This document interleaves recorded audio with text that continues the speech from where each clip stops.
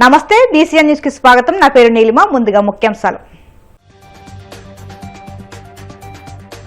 జిల్లా కలెక్టర్లు తమ పరిధిలో అమలు చేస్తున్న వినూత్న కార్యక్రమాలపై సీఎం చంద్రబాబు ప్రశంసలు.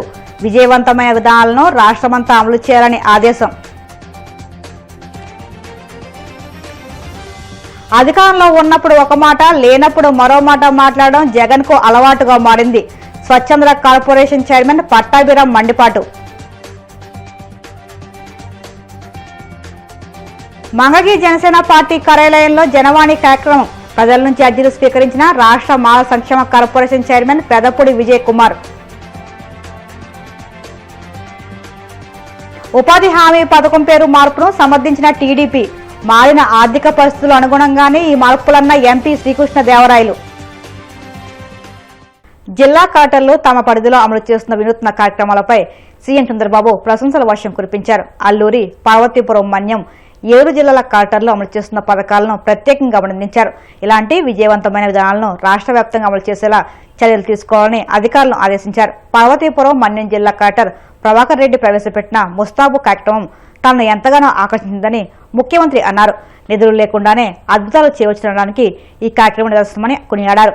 ఏలూరు జిల్లాలో నాటుసారా తయారీదారుల జీవితాల్లో మార్పు తెచ్చేందుకు కలెక్టర్ వెట్టు సెల్వి అమలు చేస్తున్న ప్రాజెక్టు మార్పు కార్యక్రమాన్ని సీఎం అభినందించారు. అల్లూరు జిల్లాలో 10వ తరగతి విద్యార్థుల కోసం కలెక్టర్ దినేష్ కుమార్ అమలు చేస్తున్న super 50 inspiration engine of Nirman కార్యక్రమం ద్వారా ఇప్పటికే 90,000 మంది గిరిజన విద్యార్థులు లబ్ధి పొందాలని తెలుసుకుని సంతోషం వ్యక్తం చేశారు. యువగణంలో ఐటీ మినిస్టర్ చెప్పింది 20 lakh జాబ్స్. 2 years అయింది ఇప్పటికి. 2 years తర్వాత 0 date స్టార్టెడ్ అగైన్. 4,50,000 అంటున్నారు ఇప్పటికి. 20 lakhs డాష్ బోర్డ్లో విత్ నేమ్ ఉండాలి. దాన్ని వర్కౌట్ చేయండి. అంతవరకు ఒక ఛాలెంజ్ మీకు అందరికీ. కాబట్టి గుడ్. 2 years కంప్లీట్ చేసిన సందర్భంగా నేను ఆయన చెప్పేది 20 lakhs జాబ్సే ఇచ్చినప్పుడు నెక్స్ట్ ఒక మైల్ స్టోన్ అవుతుంది. It is possible. You work it out. బాగుంది. ఇది నైపుణ్యం కూడా. ఇక్కడ మీరు స్కిల్ సెన్సెస్ కూడా చేయండి. Roll it out. Skill census simultaneously మీరు ఏదైతే చూపించారో భాస్కర్ గారు 24 లక్షలు. Don't leave them.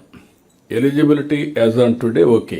Next phase how to go drive them towards better skills కంటిన్యూగా. Then next step even older people కూడా skill development.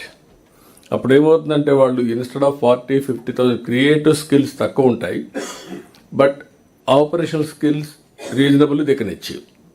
Once operational skills వస్తే ఊర్లో కూర్చొని ఒక 20,000-30,000 వస్తే you will be very happy. ఆ స్టేజ్కి రీచ్ కావాలి మీరు. Good progress. నా ఆపరేషనలైజ్ చేయాలి మీరు, చేయమని కోరుతూ ఉదయం నుంచి మనం ఈ 10 ప్రిన్సిపల్స్ ఏవైతే ఉన్నాయో ఇవన్నీ కూడా సమ్మింగ్ అప్ చేసుకుంటే 2047కి మనం ఈ 10 ప్రిన్సిపల్స్ని ఒక మోడల్గా పెట్టుకొని ముందుకు పోతున్నాం. ఇక్కడికి వచ్చినప్పుడు ఇందులో కూడా మీరు కలెక్టర్స్ అంతా కూడా మనందరం గవర్నమెంట్ ఫిలాసఫీ, ప్రతి ఒక్క వ్యక్తికి సెక్యూరిటీ ఉండాలి, ఫ్యామిలీ యాజ్ యూనిట్ ఎంపవర్మెంట్ ఉండాలి, ఫేజ్ 1 జీరో పవర్టీ, ఫేజ్ 2 ఆర్థిక అసమానతలు తగ్గించి ఇన్క్లూజివ్ గ్రోత్ రేట్ ఉండాలి. ఇక్కడే సూపర్ 6 వెల్ఫేర్ అండ్ ఆల్సో ఎక్కడికక్కడ ఇవన్నీ బ్యాలెన్సింగ్గా చేసి మనం ముందు తీసుకుపోవాల్సిన అవసరం ఉంది. ఇంక రాబోయే రోజుల్లో పాపులేషన్ మేనేజ్మెంట్ కూడా డిస్కస్ చేసాం. దాన్ని కూడా ఒక అజెండాగా తీసుకుంటాం. సెన్సస్ కూడా రియల్ టైం చేద్దాం.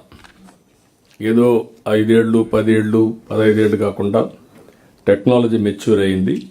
ఇప్పుడు ఇది కూడా రియల్ టైంలో సెన్సస్ కూడా చేస్తాం. అది కూడా ఒకసారి వర్కౌట్ చేసుకుని తొందరలోనే ఫ్యామిలీ కార్డు కూడా వస్తుంది. ఫ్యామిలీ కార్డు వల్ల ఇండివిజువల్కి ఏ బెనిఫిట్ వస్తున్నాయో డ్రా చేసే కెపాసిటీ అందులోనే ఇస్తాం. Family as a unit ration card ఇవన్నీ ఉంటే ఎట్లా డ్రా చేసుకోవాలో అది కూడా ఫెసిలిటీ ఇస్తాం. అంటే ఫ్యామిలీ కూడా అదే కార్డు వాడతారు, ఇండివిజువల్ కూడా అదే కార్డు ఉంటుంది, అదే మెంబర్స్ ఉంటారు. దానికి ఎవరికి ఏది ఉంటుందో ఆధార్ అథెంటికేషన్ బేస్ చేసుకొని they can draw that eligibility ఏది ఉంటుందో చేసుకుంటారు. 5 కేటగిరీస్ కూడా తయారు చేశారు. ఆ 5 కేటగిరీస్లో కూడా గవర్నమెంట్ పాలసీల ద్వారా, P4 ద్వారా, గవర్నమెంట్ సపోర్ట్ ద్వారా ఏ విధంగా ఆ 5 కేటగిరీస్లో మనం ముందుకు తీసుకుపోతాం, అల్టిమేట్గా వాళ్ళందరినీ మెరుగైన జీవన ప్రమాణాలు, ఒక యాస్పిరేషనల్ ఫ్యామిలీస్గా తయారు చేయడానికి మనం ముందుకు పోతామని చెప్పి తెలియజేస్తూ, ఇవన్నీ కూడా ఒక ప్రోగ్రాం పెట్టుకొని మనం ముందుకు పోదాం. ఇక్కడ కూడా ఇప్పటి నుంచి అన్ని కలెక్టర్స్ కూడా మీరు వర్కౌట్ చేసుకోవాలి. పాపులేషన్ మేనేజ్మెంట్, ఉగాదికి పాపులేషన్ మేనేజ్మెంట్ పాలసీ తీసుకొస్తాం. కుప్పంలో దీన్ని స్టార్ట్ చేసాం. ఎలిజిబుల్ కపుల్స్ని కౌన్సిలింగ్ చేస్తున్నాం. దానివల్ల కొంత మెరుగైన ఫలితాలు వస్తున్నాయి. వాళ్ళు మెంటరింగ్ చేయడం ఇవన్నీ చేసే దానివల్ల మన దగ్గర TF టోటల్ ఫెర్టిలిటీ చూస్తే 1.5 మంది, అదే ఆల్ ఇండియా లెవెల్లో 2 ఉంది.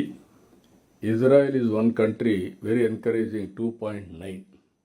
ప్రభుత్వ మెడికల్ కళాశాలను PPP విధానంలో కొనసాగించాలని నాడు పార్లమెంట్ కమిటీలో సంతకాలు చేసిన వైసీపీ సభ్యులు నేడు వ్యతిరేకిస్తున్నారని ఏపీ స్వచ్ఛంద కార్పొరేషన్ చైర్మన్ కొమ్మారెడ్డి పట్టాభిరామ్ మండిపడ్డారు. మంగళగిరి టీడీపీ కేంద్ర కార్యాలయంలో ఆయన మీడియాతో మాట్లాడుతూ, అధికారంలో ఉన్నప్పుడు ఒక మాట, లేనప్పుడు మరో మాట మాట్లాడడం జగన్కు అలవాటుగా మారిందని దుయ్యబట్టారు. 17 మెడికల్ కళాశాల నిర్మాణానికి సుమారు 8,000 కోట్లు మంజూరు చేశారని, దురదృష్టవశాత్తు ప్రభుత్వం కోల్పోవడంతో ఆ నిధులు కాజేయడానికి అవకాశం లేకపోవడంతో కూటమి ప్రభుత్వంపై తప్పుడు ఆరోపణలు చేస్తున్నారని మండిపడ్డారు.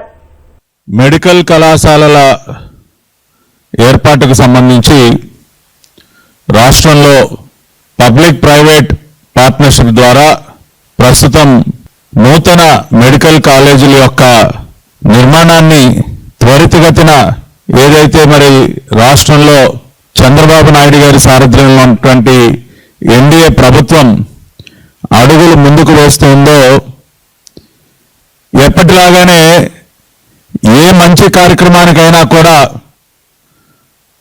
జగన్ రెడ్డి నేతృత్వంలో ఉన్నటువంటి రాక్షస మోక అడ్డు తగులుతూనే ఉంటుంది. అది వాళ్ళకి సరా మామూలే. ఎందుకంటే రాష్ట్రంలో ఎటువంటి మంచి జరగకూడదు, ప్రజలు ఎవ్వరికీ కూడా ఎటువంటి లబ్ధి చేకూరకూడదు, మన బిడ్డల భవిష్యత్తు ఎప్పటికీ కూడా బాగుండకూడదు. ఇది జగన్మోహన్ రెడ్డి గారికి చాలా ఆనందకరమైనటువంటి విషయం. ప్రజలు బాధలు పడుతూ ఏడుస్తూ ఉంటే ఆయన ముసిముసి నవ్వులు నవ్వుతూ ఉంటాడు. అందుకని ఆయన అందరూ కూడా సైకో అన్న బిరుదు ఆయనకి ఇవ్వటం జరిగింది. ఇక మెడికల్ కాలేజీ విషయానికి వస్తే, వైఎస్ఆర్ కాంగ్రెస్ పార్టీ కొన్ని దొంగ సంతకాలు పోగేసుకుని ఏదో ప్రజలు పెద్ద ఎత్తున దీనిపైన తిరుగుబాటు చేస్తా ఉన్నారంట. ఇది అసలు ఏమాత్రం కూడా సరైనటువంటి విధానం కాదంట. అందుకని చెప్పి ఆ తాడేపల్లి ప్యాలెస్లో కూర్చుని కొన్ని దొంగ సంతకాలు తయారు చేసుకుని గవర్నర్ గారి దగ్గరికి బయలుదేరాడు జగన్మోహన్ రెడ్డి. దేనికి? PPP విధానంలో, పబ్లిక్ ప్రైవేట్ పార్ట్నర్షిప్ విధానంలో మెడికల్ కాలేజీల ఏర్పాటుకు వ్యతిరేకంగా జగన్మోహన్ రెడ్డి గారు ఇవాళ ఎగేసుకుంటా గవర్నర్ గారి దగ్గర వెళ్తా ఉన్నాడు సాయంత్రం 4 గంటలకి.